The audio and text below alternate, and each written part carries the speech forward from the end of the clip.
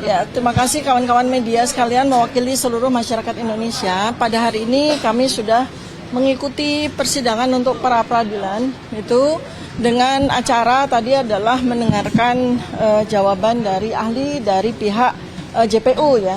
Nah, saya sudah mempersiapkan berkas yang mungkin ini belum diketahui oleh seluruh masyarakat Indonesia, yaitu terkait amar putusan. Jadi berkali-kali kami sampaikan di sini bahwa apa yang saya dan para advokat saya TPDT ini perjuangkan di pra peradilan itu adalah tegaknya hukum, ya. Karena apa yang dilakukan oleh JPU dengan amar putusan yang sudah jelas ditetapkan, ya, bahwa dakwaan saya ini batal demi hukum, tetapi ternyata JPU terus melanjutkan dengan sidang pokok perkara, di mana itu jelas mengabaikan dari hukum yang sudah ditegakkan pada sidang saya terkait dengan perlawanan atau eksepsi saya, ya. Nah, karena itu maka saya bacakan, ya, dari amar putusan setebal 127 halaman ini ada 2 halaman yang paling penting untuk kita ketahui bersama, dan itulah yang kita perjuangkan, ya. Jadi ada 127 nih amar putusannya. Ini halaman 126 ini yang sangat penting, yang tadi diperdebatkan, dan mudah-mudahan masyarakat Indonesia juga menyimak dengan baik ya, sehingga ini kita sama-sama belajar ya. Jadi sebelum ada halaman terakhir mengadili ya, maka ada pertimbangan. Yang paling penting adalah menimbang bahwa berdasarkan pertimbangan tersebut di atas, perlawanan tim advokat terdakwa atau saya mengenai surat dakwaan batal demi hukum beralasan hukum dikabulkan, ya. Kemudian menimbang bahwa oleh karena perlawanan tim advokat terdakwa bahwa surat dakwaan penuntut umum batal demi hukum dikabulkan, oleh karena itu materi perlawanan yang lain tidak perlu dipertimbangkan lagi, ya. Kemudian menimbang bahwa oleh karena perlawanan tim advokat terdakwa diterima, maka pemeriksaan perkara ini tidak dapat dilanjutkan. Kemudian menimbang bahwa karena perkara tidak dapat dilanjutkan, maka berkas perkara atas nama terdakwa T. Fauzia Tiasuma beserta seluruh barang bukti harus dikembalikan kepada penuntut umum. Itulah artinya null and void, ya. Perkara ini dianggap tidak ada, sudah hangus, sudah hancur, sudah ibarat kata bangunan sudah rata dengan tanah, ya. Ya. Maka kemudian memperhatikan sebelum mengadili ya, memperhatikan pasal 75 ayat 2 huruf B, ayat 3 dan pasal 206 ayat 1 Undang-Undang Nomor 20 tahun 2025 tentang Kitab Undang-Undang Hukum Acara Pidana atau KUHAP, ya. Maka ya, ini keputusannya ya, mengadili, menyatakan perlawanan dari tim advokat terdakwa dakwaan batal demi hukum diterima, ya. Menyatakan surat dakwaan penuntut umum nomor rek perkara PDM 133 dan seterusnya tanggal 22 Juni 2026 atas nama terdakwa T. Fauzia Tiasuma batal demi hukum. Memerintahkan mengembalikan berkas perkara ini kepada penuntut umum, ya. Nah, apa pentingnya pra peradilan ini harus kami perjuangkan? Karena sesungguhnya JPU itu diberikan kesempatan, ya, yaitu di mana? Di pasal 206. Yaitu banding, nanti advokat kami akan menjelaskan, yaitu banding. Ini yang kami perjuangkan. Kalau Anda memang tidak puas JPU, silakan Anda banding. Kami siap untuk bersidang bukan di pengadilan negeri, tapi di pengadilan tinggi. Itu ya. Jadi sekali lagi ini saya berikan penjelasan jelas kepada seluruh masyarakat Indonesia bahwa Dr. Tifa itu tidak mangkir. Dr. Tifa itu tidak lari. Tetapi kami mempertahankan apa yang jadi amar putusan ini adalah hasil hukum Indonesia. Nah, mengapa JPU justru menggunakan ya pasal 75 ayat 4 yang tidak ada di amar putusan ini? Artinya itu adalah pengabaian hukum. JPU sudah diberi kesempatan tidak digunakan, malah melakukan pengabaian hukum dengan menggunakan pasal 75 ayat 4 yang tidak ada. Nah, itulah yang disebut sebagai ignoratio legis, mengabaikan hukum. Ya, saya udah belajar hukum juga nih sama lebih pintar daripada advokatnya. Iya, ignoratio legis namanya. Dan hal yang ketiga yang terpenting nanti akan disambung adalah begini. pada saat sidang perkara saya sudah jalan selama 4 kali, lalu kemudian eksepsi saya diterima. Mengapa diterima? Karena sudah jelas pada dakwaan ini perlawanan kami dikabulkan karena terjadi 2 error. Satu adalah error in objecto, yang kedua adalah error in persona. Nah, kalau sidang yang diminta oleh JPU ini dilanjutkan, maka terjadi 3 error yang ketiga, yaitu apa? Error in prosedur. Jadi kalau sidang saya ini dipaksakan untuk jalan, ya, maka terjadi 3 error. Apakah kita membiarkan? Apakah kita membiarkan kesalahan demi kesalahan itu terjadi? Maka karena itu kami berjuang pra peradilan ini. Begitu ya, teman-teman ya. Silakan dilanjutkan.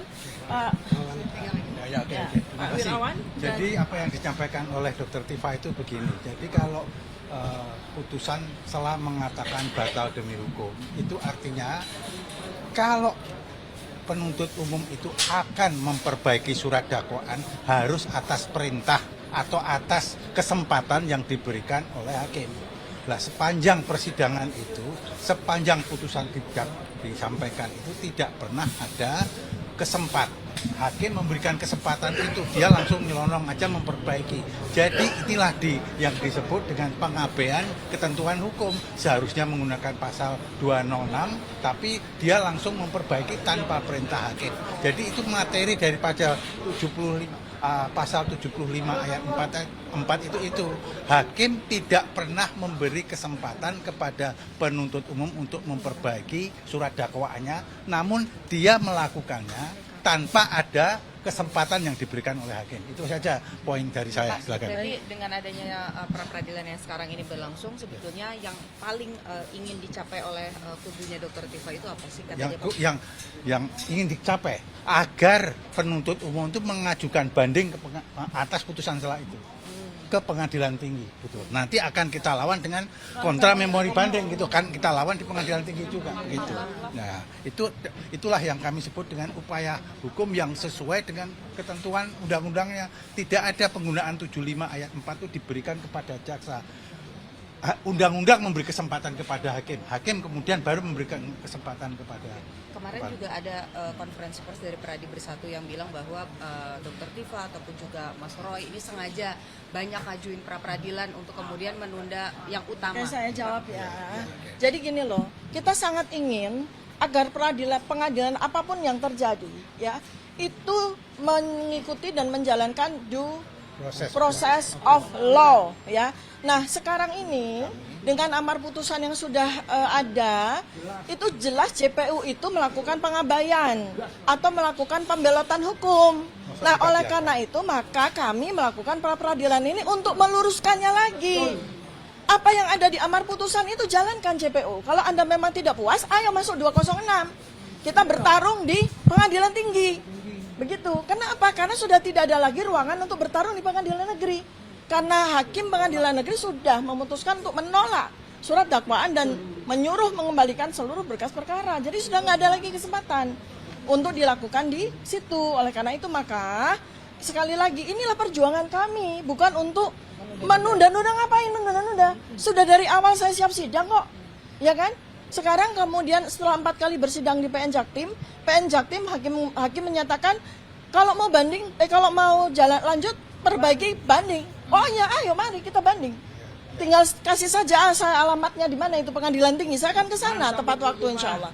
Ya. Kalau ada tuduhan, kami takut dengan pokok perkara. Kenapa penuntut umum takut banding? Ya. Nah, lanjut. Sekarang Pak Al-Katiri. Berkali-kali kan dikatakan bahwa ini adalah kepentingan hukum, kepentingan penegakan hukum dan sebagainya. Tadi terbukti ya, begitu ahli mereka itu kita tanyakan berbalik gitu loh. Semua berbalik, hanya pengembalian berkas sebagian, akhirnya dia seutuhnya dan sebagainya. Jadi pada saat kita bertanya, itu bahkan dia bilang bahwa di dalam pasal 79 ayat 4 itu dikatakan adalah kewenangan JPU. Padahal tidak, kewenangan hakim dalam memberikan kesempatan. Pada waktu rekan kami menanya apakah ini demi hukum, apakah subjektivitas hakim, dikatakan demi hukum. Kalau demi hukum tidak ada kata-kata undang-undang itu hakim memberikan kesempatan. Pada waktu saya tanyakan Kalau tidak diberi gimana? Nah, bingung juga dia jawab. Karena di dalam putusan itu ayat 4 itu tidak dituliskan. Ayat 4 itulah yang berbunyi memberikan kesempatan. Bahkan disinggung 206. Jadi sebenarnya baik Bu Tifa maupun Mas Roy ini tidak menunda-nunda. Yang dilakukan itu sesuai ketentuan KUHP yang baru. Ya kan? Buktinya diterima. Kalau gitu hakimnya ikut nunda, jaksanya ikut nunda kalau gitu. Semuanya ikut nunda. Tidak. Itu adalah ketentuan yang baru, memang demikian. Kalau memang keberatan dengan ketentuan yang baru, silakan bikin judicial review ke MK. Jangan menyalahkan kami gitu loh. Ya kan? Ini buruk muka, cermin dibelah. Ya, ini kan begitu. Ya kan? Kami tidak ada. Apa sih mau kita kasih arahan? Silahkan kalau mau bertemu lagi dengan kami, lakukan perlawanan banding. Kami bukan lari, tidak, banding. Karena ini bahayanya kalau ini dibiarkan, nanti akan terjadi, memang banyak orang, walaupun penegak hukum itu belum memahami KUHP baru ini, itu masalahnya gitu loh. Iya, ada yang demi hukum, ada yang subjektif hakim. Kalau memberikan kesempatan itu kan hakim memberi, proaktif berbicara. Ini lu gua beri kan begitu seharusnya. Tapi hakim kan tidak menyatakan itu. Ya kan? Itu masalahnya. Ya. Oleh sebab itu batal demi hukum itu sampai dikembalikan dan sebagainya dianggap tidak ada. Kalau dianggap tidak ada, apanya yang diperbaikin? Kalau rumah contohnya ya, rumahnya nggak ada. Apanya yang diperbaikin? Ya, memang betul beberapa ahli mengatakan status Dr. Tifa ini sebenarnya udah bebas. Tapi masihlah memberi kesempatan jaksa untuk banding. Bayangkan, seharusnya udah bebas nih. Ya kan? Oleh sebab itu kita nanti akan lakukan perlawanan, bukan hanya perlawanan litigasi, kami juga akan lakukan non-litigasi. Bahwa semua stakeholder dalam penegakan hukum ini harus paham bahwa ada masalah seperti ini. Ya kan, kayak kemarin, jaksa tiba-tiba mengundang kami untuk sidang. Padahal di sini jaksa ikut sidang. Berarti jaksa ini melanggar hukum lagi. Sudah tahu ada ketentuan 163 ayat 1E menyatakan jika ada persidangan, di sana harus ditunda. Iya, ya. Dong jaksanya dari sini bersidang sama kita, kok masih bisa cepat-cepatnya mengundang kami untuk bersidang di pokok perkara. Kalau memang tidak paham, kami beri pemahaman. Ya, anggap aja ini 2 semester untuk mereka. Ya. Kalau 1 terlalu sedikit. Terima kasih. Saya sekali lagi ya, untuk terakhir ini, saya katakan bahwa pada pengadilan PN Jakarta Timur itu saya tidak mangkir ya.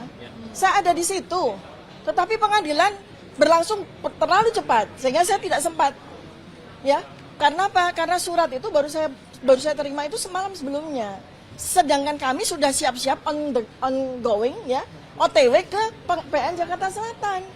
Ya, oleh karena itu kami tergopoh-gopoh semuanya ke PN Jaktim. Dan ternyata alhamdulillah hakim memahami bahwa kami sedang bersidang pra-peradilan itu di Jakarta Selatan. Makanya pengadilan berlangsung sangat cepat. Sehingga saya nggak sempat untuk masuk ke ruang pengadilan. Kenapa? Saya lagi menuju ke Jakarta Selatan disuruh ditarik ke Jakarta Timur. Ya, jadi itu yang harus dipahami dan jangan sekali lagi itu dibelokkan menjadi fitnah dan sebagainya. Sekali lagi ya, saya tekankan, setelah amar putusan ini ada di tangan saya, ada di tangan kami, yang kami tunggu itu banding. Yang kami tunggu itu adalah undangan sidang pengadilan tinggi. Itu yang benar. Due process of law-nya itu yang benar seperti itu ya. Kemudian terakhir adalah tentang pra-peradilan. Jangan dikira kalau nanti pada akhirnya ketika kita melihat pembelokan itu terjadi lalu kami kemudian pra-peradilan lagi lalu dituduh kami melakukan ulur-ulur waktu, sama sekali tidak. Sama sekali tidak. Kami intinya adalah ingin due process of law. Hukum berjalan tegak lurus. Karena itu ketika ada pembelokan sana pembelokan sini, KUHP baru itu memberikan fasilitas untuk melakukan pra-peradilan. Itulah yang kami lakukan. Ya, terima kasih. Assalamualaikum warahmatullahi wabarakatuh. Waalaikumsalam. Saya boleh menambah aja. Ya. Saya tadi hadir langsung membersamai Dr. Tifa dan tim. Satu catatan saya, moga-moga ini bisa dimanfaatkan oleh tim hukum Dr. Tifa. Ahli yang dihadirkan oleh pihak termohon tadi yaitu Dr. Henry Jayadi Padiangan, Dekan Fakultas Hukum Universitas Kristen Indonesia. Tadi banyak sekali pernyataannya yang sebenarnya sangat menguntungkan pihak Dr. Tifa dan juga pihak ahli hukumnya. Jadi silahkan itu disimpulkan dalam kesimpulan. Karena satu tadi banyak pasal yang dia tidak hafal. Kedua justru mendukung kalau itu berarti berkas yang 1,5 meter kembalikan. Nah, berarti kembalikan. Jadi itu moga-moga bisa jadi kesimpulan yang baik. Dan yang menarik adalah statement terakhir dari Dr. Tifa tadi. Ya, jadi kalau kami mengajukan pra-peradilan lagi, nah itu berarti tunggu saja ya. Dan kami akan siap. Kita akan terus bersinergi antara tim hukum saya dan tim hukum Dr. Tifa. Kita tunggu saja pelaksanaan KUHAP dan KUHP yang